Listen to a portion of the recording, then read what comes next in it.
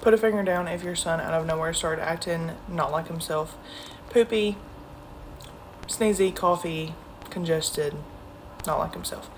You take him to his PCP. They test him for flu, strep, COVID, RSV. All come back negative, and she says that he has an upper respiratory infection because his tonsils and throat are swollen and red. She gives you medication, a very strong antibiotic, and sends you home. You get home, you give him this antibiotic, you wake up and his diaper is full of red.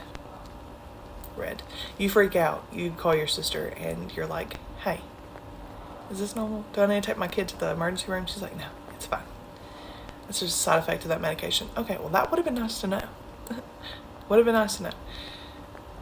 It goes on for days.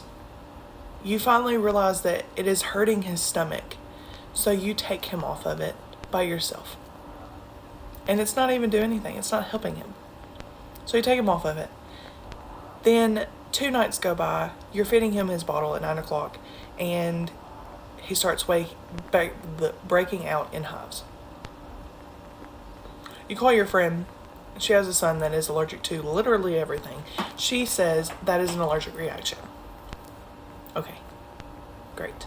So I call his pediatrician the next morning. We go in to see him. I tell him what his PCP said.